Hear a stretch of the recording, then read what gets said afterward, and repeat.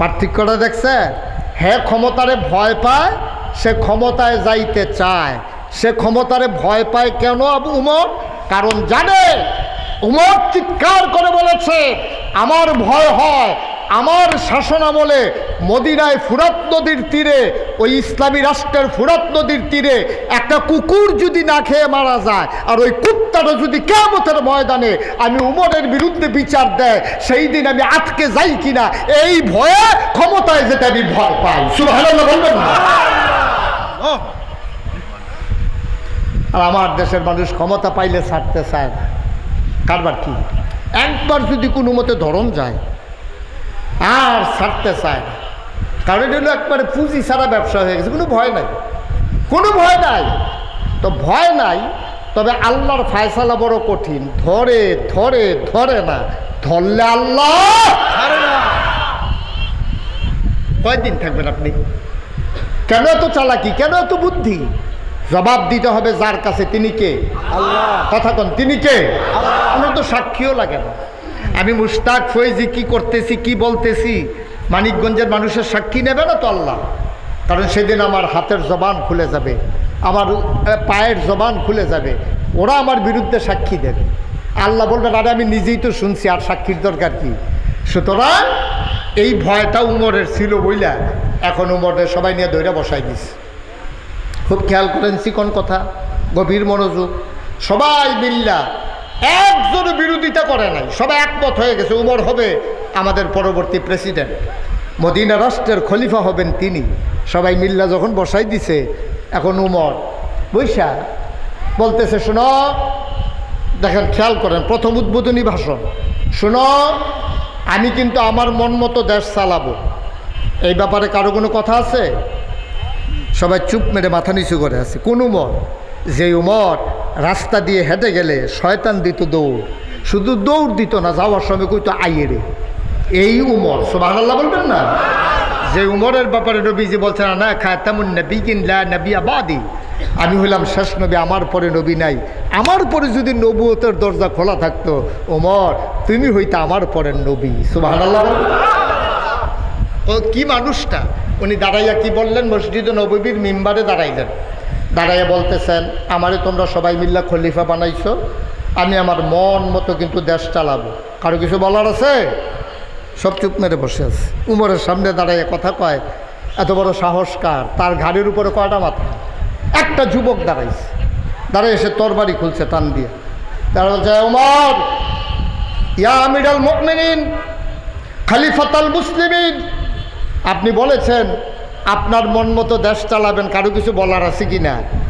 আমি যুবক, আমার কিচ্ছু বলার নাই, তবে আপনি শুনে রাখেন, যেই দিন আমি দেখব আপনি কোরআন সুন্নাহর বাইরে গিয়া আপনি মদিনা নামক ইসলামী রাষ্ট্রকে অন্যদিকে নিয়ে যাচ্ছেন, খোদার কসম সেই দিন আমি কিচ্ছু বলবো না, তবে আমার তরবারি একটা কূপ দিয়া আপনার দেহ থেকে কল্লাটা আলাদা করে ফেলবে। সুবহানাল্লাহ। কত বড় সাহস! উমরের মতো কূপ দিবে? উনি কই যেতেছে? কুবাই তো দাওয়ান তো যাইতেছে নাকি? উনি কয় কুবাকুবি শুরু হইব, দাওটা লইয়াই। উঠতেন না, বসেন, আসেন, এই আসেন। ও উনি আগাই আনতো যাইতেছে। হ্যাঁ আমিন বলেন।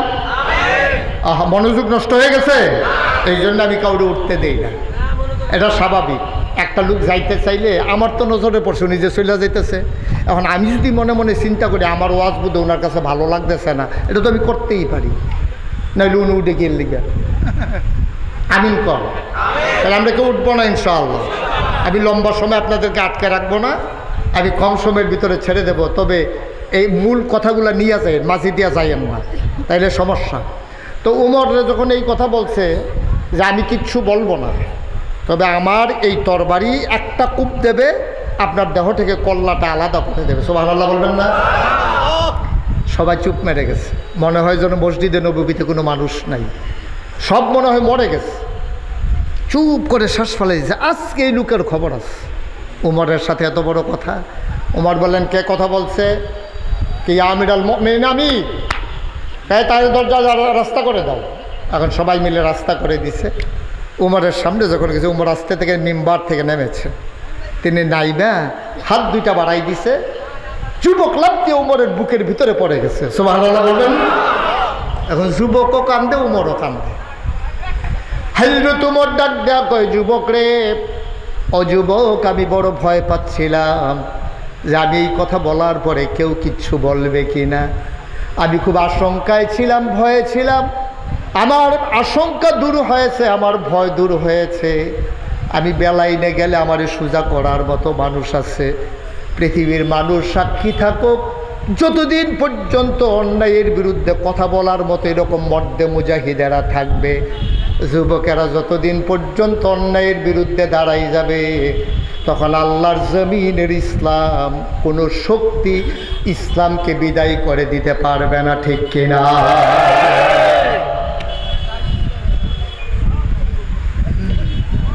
যতদিন যুবক থাকবে, যতদিন ইসলামের তন্ত্র প্রহরী থাকবে, ততদিন পর্যন্ত কেউ ইসলামের প্রসবের ক্ষতিও করতে পারবে না।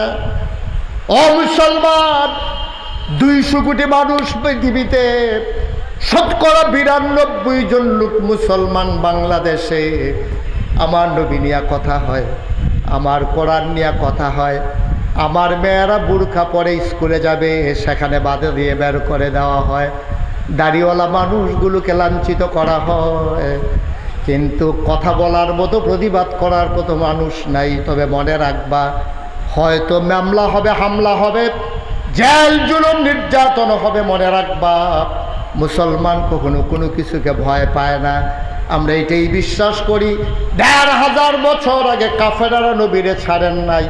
আজকে যারা আলেম ওলামা, আপনারা যারা দ্বীনের অনুসারী, আলেম না হতে পারেন, ইসলামকে যারা ভালোবাসেন, এই বিশ্বাস নিয়ে আমরা এগিয়ে এসেছি। আমরা বিশ্বাস করি, দিন মানতে গেলে আমরা মনে প্রাণে বিশ্বাস করি, আপনি দিনের উপরে অটল অবিচল যখন থাকবেন, মামলা হবে, হামলা হবে, জেল জুলুম নির্যাতন হবে, প্রয়োজনে জীবন দেওয়া যাবে। ইমান দেওয়া যাবে না, রাজিয়া চলে হাত তুলে দেখা।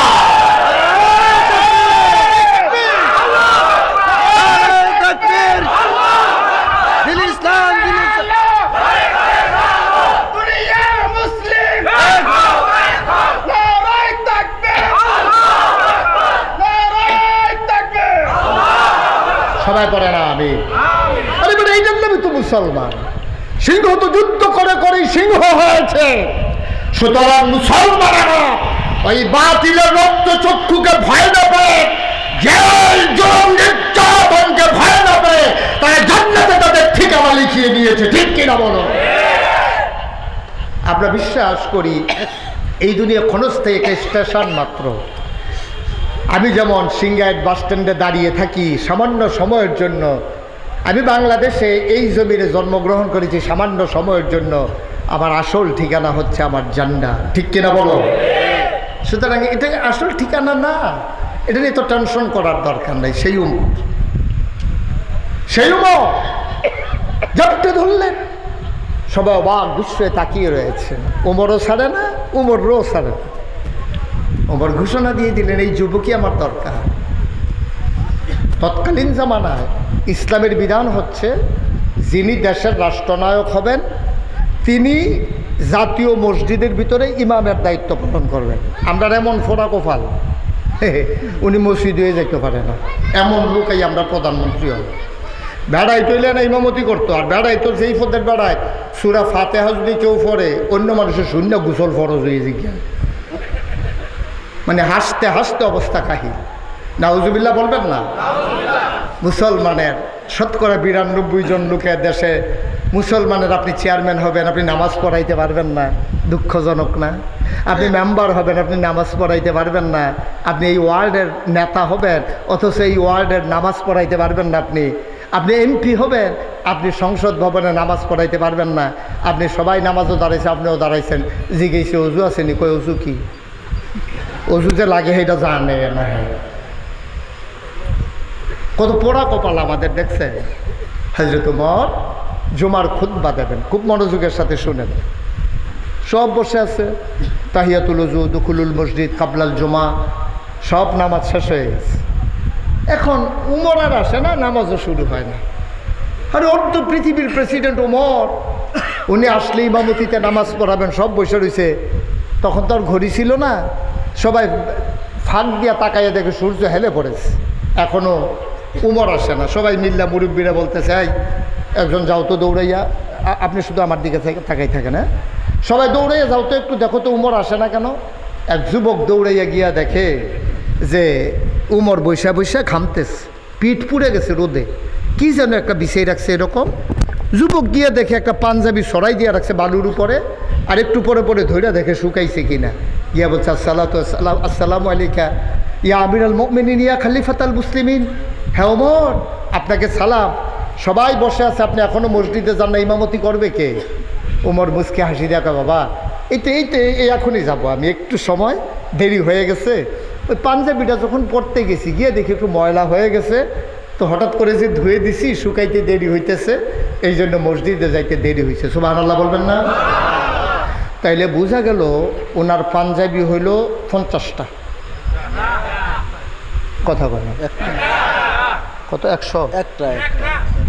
কয়টা? বাংলাদেশের মতো একটা দেশের প্রেসিডেন্ট তখন তিনি। পুরাটা পৃথিবীরে আপনি যদি একটা মিষ্টি কুমড়া মনে করেন, মিষ্টি কুমড়াটারে মাঝি দিয়া কাটলে যেমন 2 টুকরা হয়ে যায়, পুরা পৃথিবীটারে 2 টুকরা করলে অর্ধেকটার প্রেসিডেন্ট ছিলেন উমর। আর সুবহানাল্লাহ নিয়ে অর্ধেকটা পৃথিবীর প্রেসিডেন্ট, 31 লক্ষ বর্গমাইল স্থলভাগের প্রেসিডেন্ট ছিলেন উমর। এই উমরের পাঞ্জাবি কয়টা? আর আমরা কি 10টা বিলে ওনারটি গমছা না আন্তাজ করে কইছে।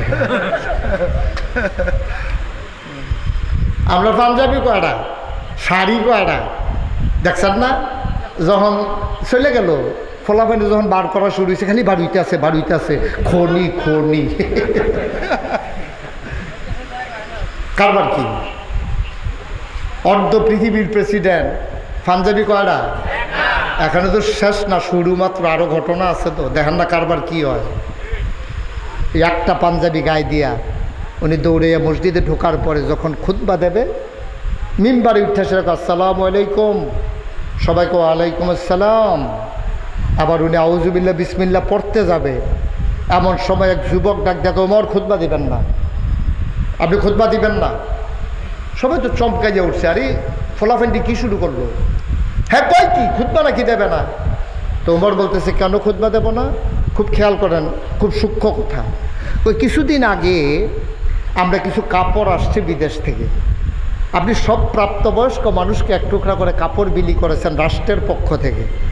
সবাই মিলে আমরা সেই কাপড় দিয়ে পাঞ্জাবি বানাইছি। আমাদের পাঞ্জাবিগুলা এখন অনেকের গায়ে আছে। আমরা খেয়াল করে দেখলাম, আপনি দাঁড়ানোর পরে আপনার পাঞ্জাবিটা অনেক লম্বা, কিন্তু আমাদের পাঞ্জাবিগুলো এত লম্বা হয় নাই। তাইলে আপনি নিশ্চয়ই কাপড় বেশি নিছেন, অবশ্যই ক্ষমতা দেখাইছেন, যে কাপড় বন্টন করে তারে ধমক দিছেন, এই বাড়াইয়া দৌড়িস। আনলে আপনার পাঞ্জাবি এত লম্বা হয় কেমনে? আমাদেরটা এত লম্বা হইল না কেন? আপনি ওই দেশের নাগরিক, আমি ওই দেশের নাগরিক, আমার পাঞ্জাবি ছোট, আপনারটা লম্বা হয়। কারণটা কি? ক্ষমতা দেখাইছেন, ধমক দিয়া কাপড় বেশি নিছেন, না কাপড় চুরি করছেন? কোনটা? এটার জবাব আগে দেবেন, তারপরে খুতবা শুনবো, আর আগে না। সুবহানাল্লাহ বলবেন না? পারবেন? কোন এমপির সামনে দাঁড়াইয়া বাংলাদেশে এই কথা বলার মতো যে আপনি তো নির্বাচনের আগে দেখতাম খদ্দরের পাঞ্জাবি গাও দিয়ে আটতেন, আর একটা বুতাম থাকলে আরেকটার বুতাম নাই, কোন ইচ্ছে করে বুতাম লাগাই রাখতেন, মনে হয় যেন মরহুম। আর এখন তো দেখি কাপড়ের অভাব নাই, পাইলেন কই? এই কথা বলার মতো বাংলাদেশে কোনো সাহস কোনো মানুষের নাই, এই প্রেক্ষাপট বাংলাদেশে তৈরি হয় নাই, ঠিক কিনা বলেন? এখন হযরত উমর অর্ধ পৃথিবীর প্রেসিডেন্ট, সেই লোকের দাঁড় করাই দিয়েছে, খুতবা দিবেন না আপনি? চুপ, শব্দ! আপনি খুতবা দেবেন না, আপনি আগে বলবেন পাঞ্জাবি লম্বা হয়েছে কেমনে, তারপরে খুতবা শুনবো, এর আগে না।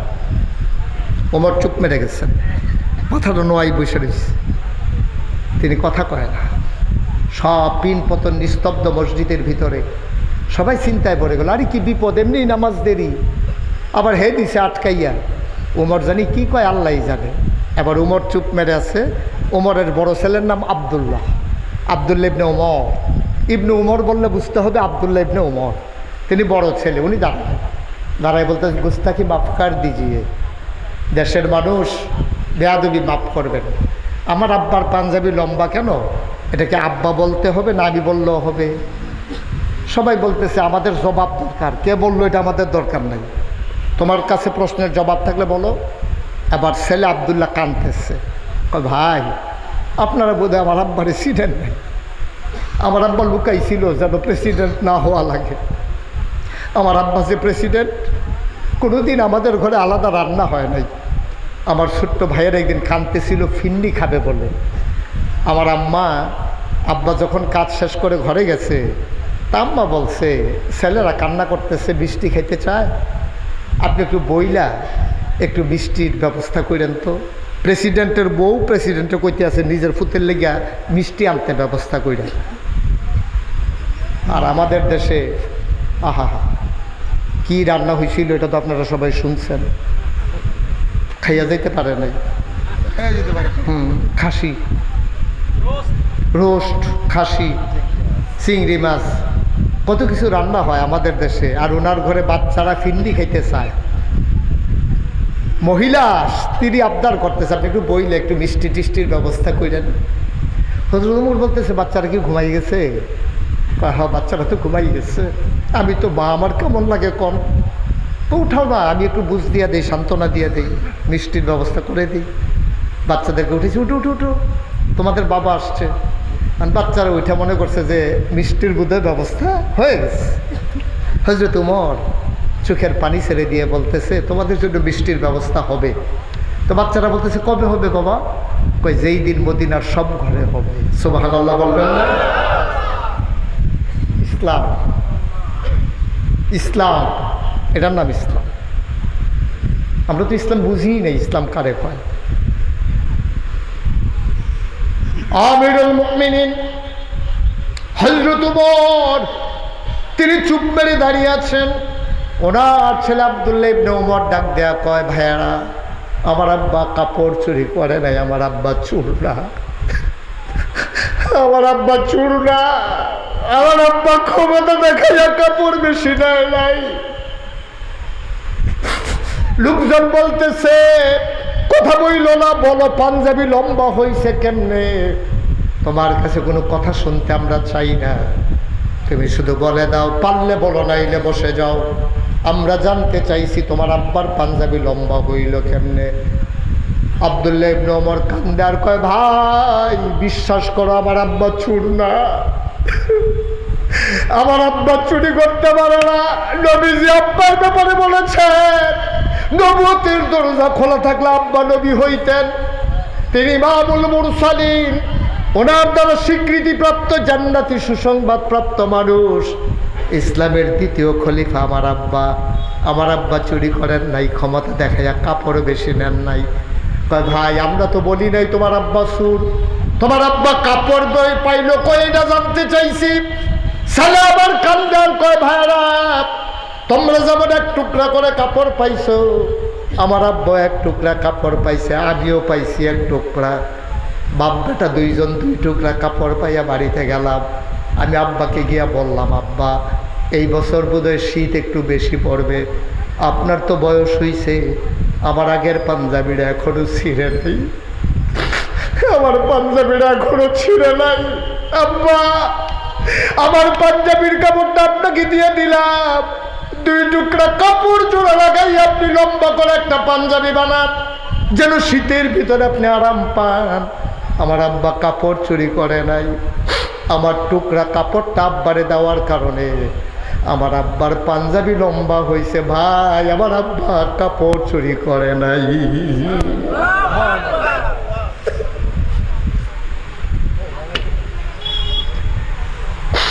মানিকগঞ্জের মুসলমান, রসুলপুরের মুসলমান, তোমার গ্রামের নাম রসুলপুর, ওজন বুঝতে হবে। তোমার গ্রামের নাম রসুলপুর গ্রাম, সুতরাং সাংঘাতিক তোমাদের মর্যাদা, তোমাদের গ্রামের মর্যাদা অনেক বেশি, নামে নামে তোমাদের মর্যাদা বেড়ে গেছে। তোমরা ঠুনকো কোনো মানুষ না, নিজের বোঝ নিজে বুঝতে হবে। মানে আরাফা নাফসাহু ফাকাদ আরাফা রাব্বাহু, যে তার নিজেরে চিনেছে সে তার আল্লাহকে চিনেছে। আফসুস হইল আমরা আমাদের মর্যাদা বুঝি নাই, আমরা আমাদের সম্মান বুঝি নাই, আমরা মর্যাদা বুঝি নাই, আমাদের কত দাম আমরা নিজেরা বুঝি নাই। এই জন্য আমরা নিকৃষ্ট জানোয়ারে পরিণত হয়ে গেছি। আমাদেরকে দেখার জন্য বাইরের দেশ থেকে মানুষ আসতো। ওমর যখন খলিফা হয়ে গেছে সারা পৃথিবীতে খবর ছড়াই গেছে, দেশ একটা যেখানে বাঘ মহিষ একসাথে পানি খায়, মানুষ দরজা খুলে ঘুমায়, চুরি চামারি নাই, ডাকাতি নাই, সন্ত্রাস নাই, মানুষ খিদার জ্বালায় মরে না। দেশের নাম মদিনা। সুবহানাল্লাহ বলবেন। দেশের নাম মদিনা, যেখানে খিদার জ্বালায় কেউ ঘুমাইতে কষ্ট হয় না, কোন সম্পদ কেউ লুণ্ঠন করে না, বাঘ মহিষ একসাথে এক ঘাটে পানি খায়, দরজা খুলে মানুষ ঘুমায়, নারীরা অবাধে চলাফেরা করে, কেউ চোখ তুলে তাকানোর সাহস নাই। দেশের নাম মদিনা। এখন কাফেরের দেশে যখন কথা চলে গেছে, অনেক কাফেরের কিউরিসি জাগছে, আকাঙ্ক্ষা জাগছে, দেশটা যদি এক নজর দেখে আসতে পারতাম। সুবহানাল্লাহ বলবেন না? কাফের খ্রিস্টান ঢুকছে মদিনায়, খুব খেয়াল, মদিনায় ঢুকছে। ভাই ওইখানে দাঁড়াইয়া হুন্ডার ভিতরে বসে থাকার দরকার নাই তো, ভিতরে আসেন। এখানে আইসা আবার একটা ইয়া দেয়, হাফ এন আওয়ার দেয়, তাড়াতাড়ি করেন, ওয়াজ চলে যাইতেছে, আর উনি কি করতে আছে কি না, বসতে বসতেই সময় নষ্ট করে ফেলতেছে। পট করে বসে যান। যুবক যারা, তোমরা বাচ্চারা যেন আওয়াজ না হয়, আওয়াজগুলো বন্ধ করে দাও। হয় মাহফিলে পাঠাই দাও, নইলে সরাই দাও দূর থেকে দূরে। সবাই পড়ে না আমিন। এখানে শুধু রসুলপুরের লোক আসে নাই, অনেক দূর দূরান্ত থেকে মানুষ মোটর সাইকেলে করে ওয়াজ শুনতে এসেছে। তোমাদের বাড়ি কাছে বললে তোমরা আওয়াজ করবা, দুষ্টামি করবা না। এত ভাত দুধ দিয়া খায় না, দুধ দিয়া খাওয়া লাগে লাস্টে দিয়ে একটু সামান্য। আমিন কর, জুড়ে কর, আরো জুড়ে। এখন হযরত উমর দেশের প্রেসিডেন্ট, এই খবর চলে গেছে বিদেশ। দেশ একটা, এই দেশের ভিতরে মানুষের কোনো অভাব নাই, কোনো কষ্ট নাই, কোনো হাহুতাশ নাই, কোনো জোর জুলুম নাই, মামলা হামলা নাই, কোর্টগুলো পরে আছে, কেউ মামলা করতে যায় না, জাকাতের টাকা নিয়ে মানুষ ঘুরে দেওয়ার লোক পায় না, সাংঘাতিক এক দেশ। এখন যারা খ্রিস্টান তারা এমনও হয়, আচ্ছা দেখে আসি একটু কেমন দেশ, আসছে মদিনায়। সুবহানাল্লাহ বলবেন না? মনে করেন ইমাম সাহেব হুজুরের লগে দেখা হয়েছে, তো জিজ্ঞেসে ভাই এই আপনাদের যে প্রেসিডেন্ট উনি কই কি কই প্রেসিডেন্ট, তা আমাদের দেশে এসব নাই। কই তাইলে কি প্রধানমন্ত্রী? কই এসবও নাই। কয় রাজা? কারণ রাজা তো অনেক আগেই বিদায়, তাইলে বোধহয় বাদশাহ। কয় না এসব। তাইলে আপনাদের দেশটা চালায় কে? কত এটা বললেই তো হয়। আমাদের যিনি দেশ চালায় তিনি রাজাও না, প্রধানমন্ত্রীও না, বাদশাহও না, প্রেসিডেন্টও না। কৌনি কি? কৌনি হলে আমাদের খাদেম। সুবহানাল্লাহ বলবেন না? পারবেন? মেম্বার সাহেবরে ডাক দিয়ে বলতে পারবেন, খাদেম সাহেব একটু কথা শুনে যাইয়েন। মেম্বার সাহেব কইব যে বেটা লাল দলানের বাদ্য খাও নাই, অনেক বছর হয়েছে না, তুমি আমারে খাদেম ডাক দাও। বেটা কত টাকা খরচ করে মেম্বার হয়েছি, তুমি আমারে কও খাদেম। মস্কারা করার জায়গা পাও না। আর অর্ধ পৃথিবীর প্রেসিডেন্ট, ওনার পরিচয় কি? কথা কয় না দেখি। আমি কিন্তু বদলাইয়া কইনা লুকাইনা বয়া মহেন, আমার এই অভ্যাস আছে। কথা কইলে বইতেন পারবেন না, ওইলে কইলে নামে যাব লাগবো। কথা কইয়েন কি কি কইছে ওনারা? কইছে আচ্ছা তো বন তাইলে। হ্যাঁ কি আমাদের দেশের লোকের বুদ্ধি শুদ্ধি কমে গেছে। মুসলমানদের এক সময় কিন্তু সাংঘাতিক বুদ্ধি ছিল, ইশারার আগে কথা বুঝত। এই দেশে একজন, এই পৃথিবীতে একজন শাসক ছিল খুব জালেম, খুব জালেম, হাজ্জাজ ইবনে ইউসুফ। কত মানুষের যে সে মারছে এটার হিসাব নাই। মুসলমান অথচ জালেম। তো হে এক ভিক্ষুক হের দেশের ভিতরে ভিক্ষা করতে হাঁটতে হাঁটতে গিয়ে পড়ছে হাজ্জাজ ইবনে ইউসুফের সামনে। তো গিয়া বলছে, ভাই কিছু ভিক্ষা দিয়েন। কারে কয়? বাদশারে রাজারে কয় একটু ভিক্ষা দিয়েন। হে আর বুঝেন এইটা যে হাজ্জাজ ইবনে ইউসুফ। তা হাজ্জাজ ইবনে ইউসুফ তো শুনছে হ্যাঁ খালি বদনাম, হ্যাঁ মানুষ ভালো না, খারাপ মানুষ, এত কাম করলাম, পদ্মা সেতু দিলাম, এর পরে বলে আমি ভালো না। তো ইউসুফ হাজ্জাজ ইবনে ইউসুফ কয় আমি এত খারাপ মানুষ? আচ্ছা, সে যখন ভিক্ষা নিতে আইছে দেখি তৃণমূল পর্যায়ের মানুষগুলোর কি মত।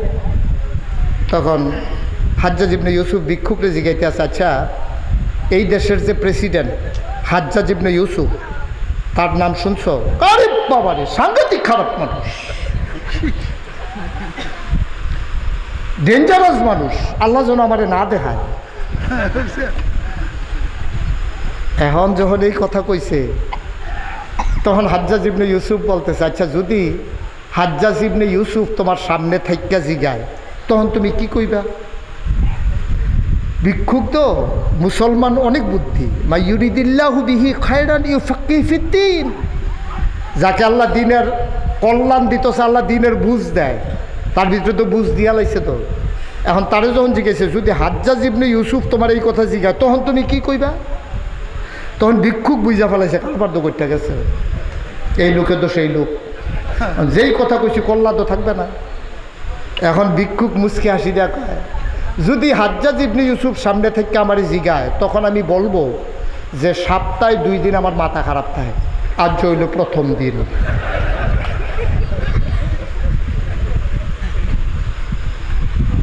এই কথা কই মুসলমান দেখছেন কত বুদ্ধি, সুবহানাল্লাহ বলবেন না?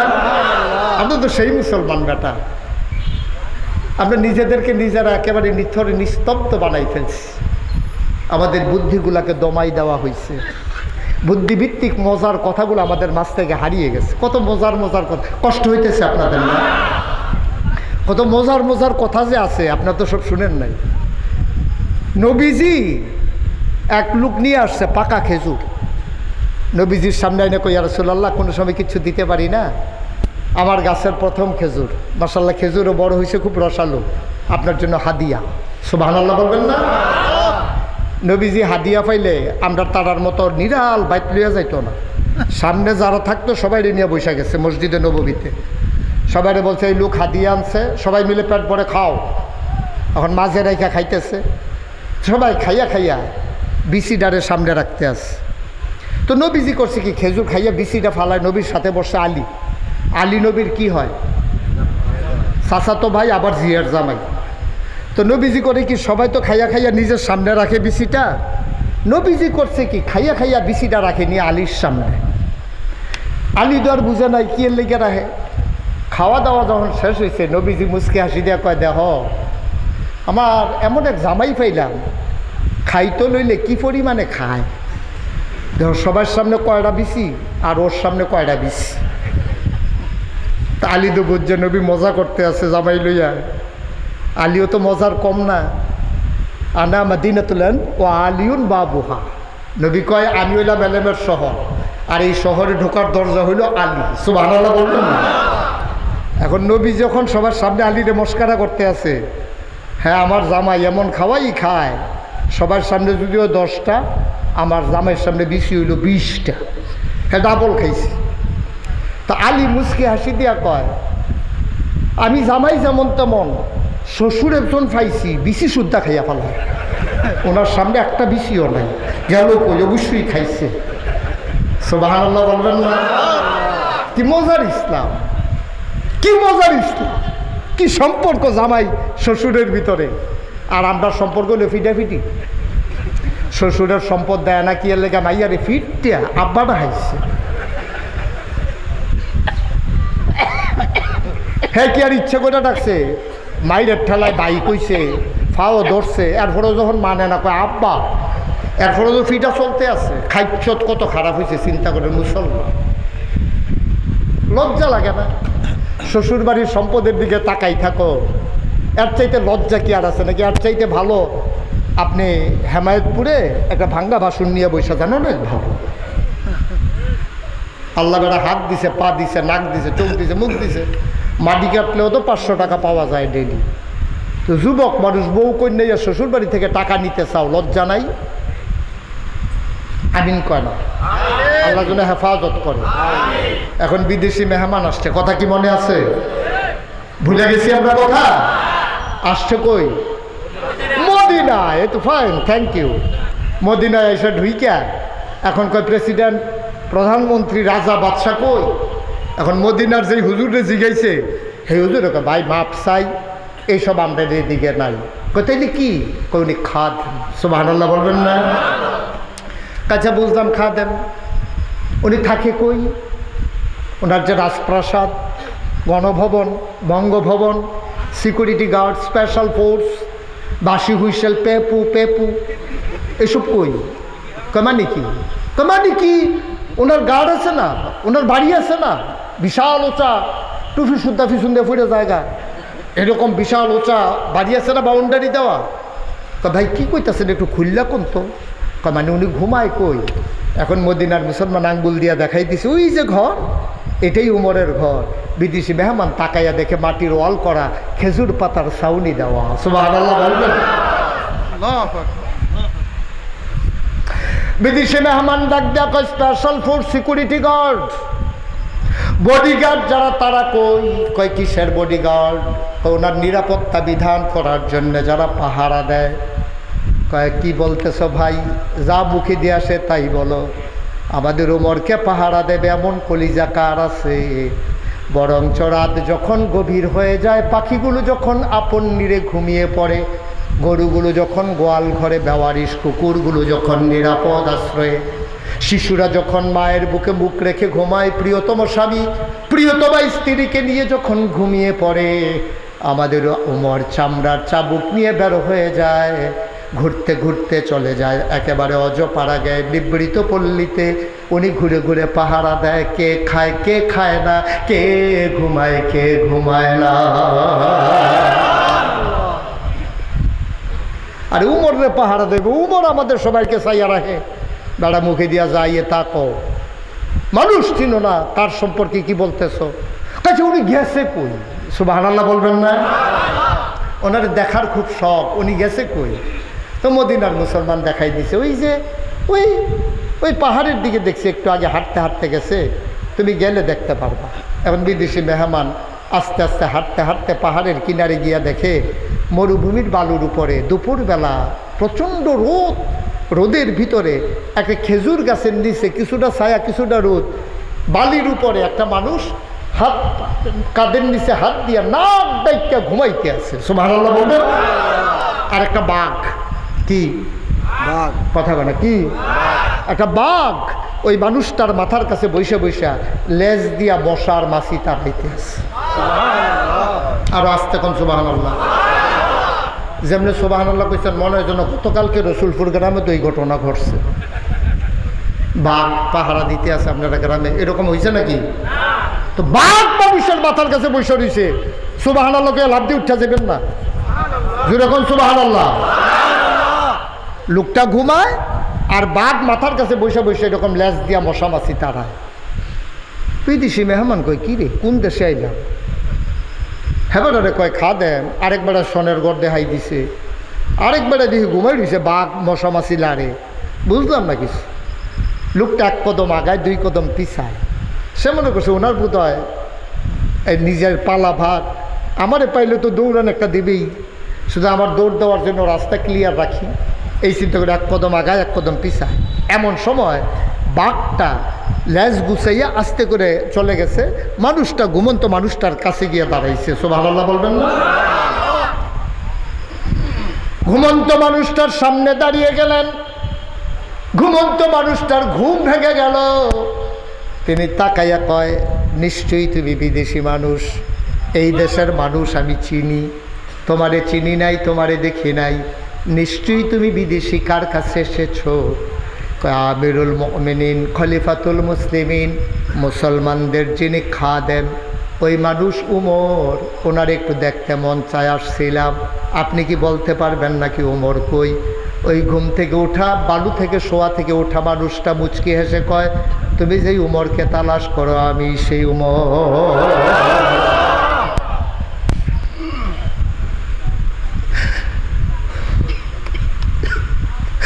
বিদেশি মানুষটা কয় হইলেও হইতে পারে, নাইলে বাঘ কেন মাথার কাছে বসে থাকবে?